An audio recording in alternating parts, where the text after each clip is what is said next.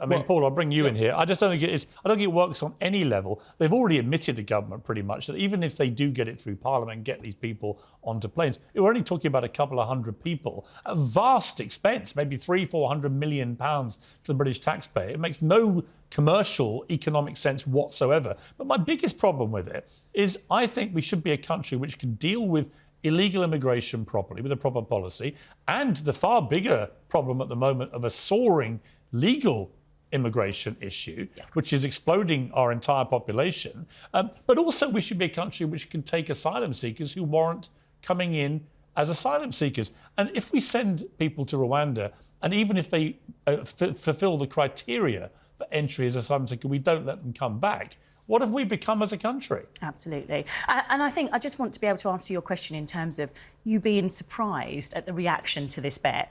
I'm disappointed that you're surprised. I'm not surprised. It was crass, it was crude. You were playing with people's lives. No, I wasn't. That's ridiculous. And that's a ridiculous thing to say. People have died. I wasn't playing. In an attempt to come to this I'm actually country. trying to stop those people's lives being played with. But you played. No, no. What I was doing, a crude what wager. I was doing, Paula. It was two wealthy men. What's the wealth got to do with it? Suggested that let's just put our hands in our back pockets and pull out £1,000 to a refugee charity. Finish the sentence. But we lost the refugee charity. Well, you shouldn't use it. Let me explain why we lost the refugee charity. It seems to me your solution is the refugee charity shouldn't get £1,000. No, because Rishi has already spent £240 million of the British taxpayers' money on this failed event. Well, he didn't say, to be fair, in the interview where the £1,000 was coming from. It seemed to me, did you watch the interview? Did you see the whole debate about Rwanda? I didn't. So the idea that I'm playing with people's lives when I was actively trying to stop the British Prime Minister from going through with a policy which I think is playing with people's lives, I find that offensive. Well, I can tell you. What's happened Piers, is that you're a slick interrogator. And what you I'm a journalist. And what you did was you led Rishi down. I used a tactic. You led Rishi onto that ice asked rink, him a question. and he was like, it was reminiscent of Bambi on ice skates, wasn't it? It was just a car crash. Right. And how he can really contain himself today is beyond me. He must be cringing. So, yes, it was a joke. Maybe not to you, but clearly to Rishi. Let me get a word in. I did what people do, including many of his constituents, up and down the country all the time, right? They have an argument, they reach a place where they're not agreeing, and they go, I'll bet you can't get this to work, right? I didn't mean it as any insult to people. I was trying to stop people being, in my view, mistreated by this country, right? Now, the surprise to me was only that the Prime Minister accepted the bet. Now, that may have been a misjudgment on his part. He was probably calculating in the moment, you know what, if I don't, it looks like I don't believe in my policy. Damned if I do, damned if I don't. And maybe that was a sharp moment by me to flush that out, that hesitation by him. But I do think, Paul, I do think some of the reaction has been ridiculous. Well, I haven't seen all the reaction, but what I would say is I don't share your criticism of you, Piers. As a journalist, when one makes a news-making interview, you want to make the headlines. Yeah. You spent a long time with him. I watched the whole interview. It was a long time. And what was clear to me was that the Prime Minister was in many ways accepting your premises at every point in the argument. And that as a human being, let alone journalist, when you find someone doing that, you do start to wonder, should this guy be running the country? And let's see how far he'll go. I've done that in interviews with people where I felt that really they're out of their depth. Now, I don't want to be unfair to the Prime Minister because any live interview with a senior journalist is a tough thing.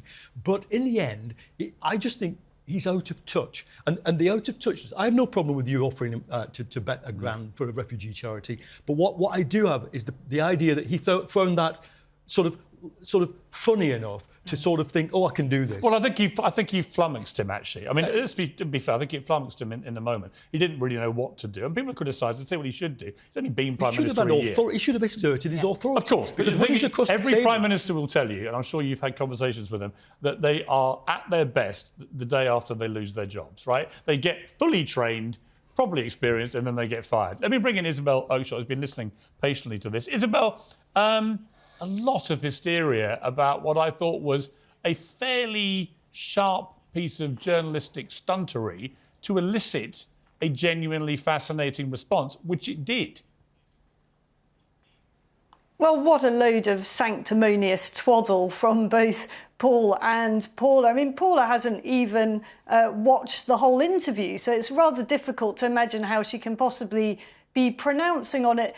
Paula said she was disappointed, and I too am disappointed, Piers, because I think you could have bet a whole lot more on that policy not working. Have you fallen on hard times or something? I mean, honestly, I just came up with a figure in the moment. I had no idea what I was really going to come up with. I just thought it'd be interesting to test his resolve. Interesting to see what he... I just thought it'd be interesting to see how he responded. Both of you could afford a lot more. Well, probably. Look, I don't think... Yeah, I mean, both of you could have afforded a lot more. And at the end of the day, whatever the outcome of the bet, whether you're right and the policy doesn't work, which I happen to completely agree with you, I think it's a very safe bet, or he's right and he manages to get this policy off the ground, refugee charity is £1,000 better off.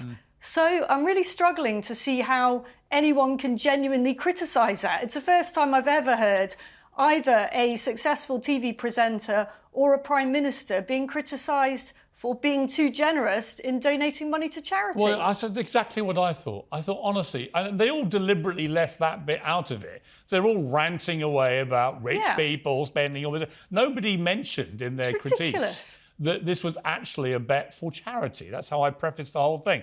What was interesting, I think, about the interview, Isabel, I know you've seen it all now, was there were other things in that interview that I felt were much more newsworthy. One was where he basically called Keir Starmer a terror sympathiser over this banned group. We had that NHS doctor on the show who leads the UK arm of that now prescribed terror group in this country. And he basically called Starmer a terror sympathiser for trying to stop them becoming a prescribed group by acting for them. And the other thing I thought was really newsworthy was the confirmation by the Prime Minister that one of his key 5 pledges to get NHS waiting lists down, which he actually coupled with sorting out the crisis in the A&E, he failed on. Let's take a look. NHS waiting lists. We have not made enough progress. You failed on that pledge? Yes. Because you said NHS waiting lists will fall. But the waiting list is still nearly 500,000 more than it was at the start of last year. So my mother is 79 and she had a heart attack 3 months ago.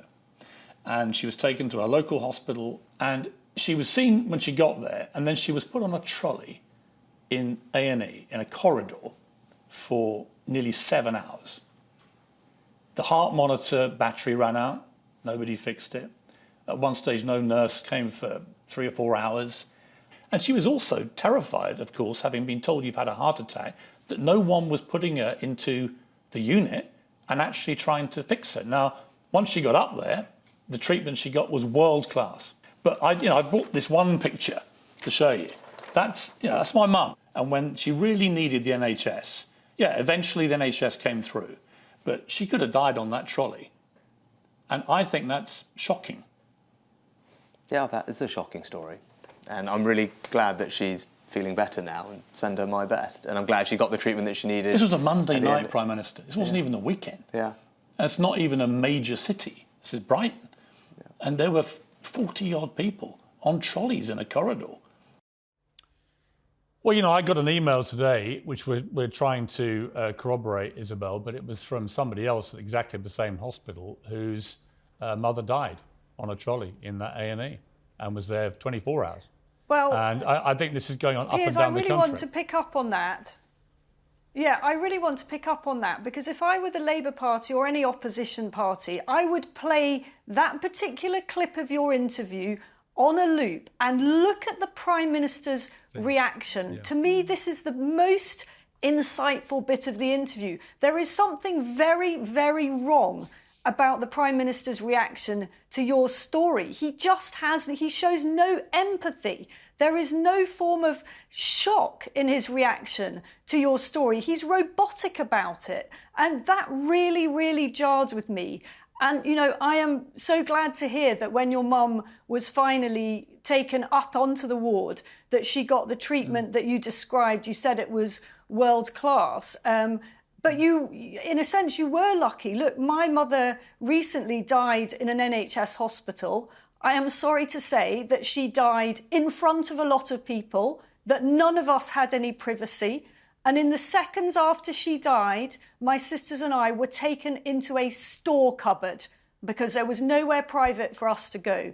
So I wasn't planning on sharing that story, but the Prime Minister's reaction to your story has, if you like, triggered me to do that because it was so lacking in any real empathy for the many, many thousands of people tonight who are on hospital trolleys and are not getting the treatment that they deserve. The NHS is failing, and he's admitted it, and it's failed on his watch. Yeah, well, I'm very sorry about your mum. You and I have talked about that before, and it's incredibly sad for you. And I feel very fortunate that my mother was able to come through it. You know, to have a heart attack in your late 70s and then spend 7 hours on a trolley thinking, what is happening to me? With the heart monitor regularly running out of batteries and no one seemed to notice him was scary. Awful. Paul, what did you make of that part of the interview? Again, I was looking at his face and thinking, look, Prime Minister doesn't get to meet a lot of ordinary people. And when he does, you know, you were very measured with him. But imagine, we can all imagine a voter saying the same story. Right. What would happen in general is that the people behind him would just gently edge him away. Yes. And I think that if he can learn anything, it is listen to these ordinary stories. I bet every single one of us, including all your studio staff, could tell us the same story. I've got stories of 48 hours in A&E. I've had so many in the last 2 days. So the NHS is failing. It so happens that we've had one party in government for 14 years, but I'd say, you know, there is a long-term problem with the NHS. I actually think, my hunch, I don't know about you and Isabel, my hunch is that people care a lot more about these stories of everyday hardship than they do about whether the Rwanda scheme deports 200. And they actually care, Paula, more about the reality of human stories than they do about the over top-line statistics. You can hear 7.6 million people on a waiting list. Yes. You can hear A&E's out of control. When you actually have a loved one trapped in that nightmare of waiting for an op to save their life or waiting to get put through A&E, it is terrifying. Absolutely, and I think there's two things here. The first is that you're right. You know, when he's approached by a member of the public, we saw it just a couple of weeks ago, he laughed in response to that member of the public. He was caught off guard. He didn't know what to do. But that clip was cut unfairly, actually. They then showed the longer clip. And that also happens now. The second point that I wanted to make, though, was about the disconnect. It's the disconnect that we recognise in this story about your mother, and it's the same disconnect that we recognise in terms of the bed. We're talking about our Prime Minister, who doesn't have the capacity to be sensitive enough to understand that when he's asked about making a bet on what is something that for many is a life or death situation, be it about the NHS, be it about Rwanda, that he can just limply shake your hand on a policy that we know, or we are being told, aren't we, that he doesn't even agree with, but he's having to push through. Look, it's empty. Like Isabel, I wasn't going to say this, but I think I will, just to be balanced about it, because the idea that he doesn't care, for example, about my mother and what happened to her and whatever facial reaction he showed at the time, I can tell you he sent her a big bunch of flowers yesterday, and then he followed up and called her without any recourse to me whatsoever. Called her for 10 minutes and had a really lovely chat with her. The problem is there. You're of course, high profile. Of course. I'm not sure that helps. But it was still a nice thing to do. You know, if only he'd sent my mum a bunch of flowers. Of course, but he can't sell he can't do everybody. But my point being that I don't think he's a heartless man. Nurses right? and the I don't think he didn't care. I don't think he's heartless. I think he does care. But I think that I give them a little bit of slack, politicians, for facial expressions when they're being jumped with stuff which they're not really sure what it's all about. And I can just say that my mother was very touched by both the flowers and the phone call, and greatly appreciated what he said to her. And she certainly came away thinking this guy does care. Now, I completely accept I'm a television presenter and it was a big interview, everyone's talking about it, and not everyone gets that prime ministerial treatment. But he did do that, and I've not had a prime minister do that to any of my family before.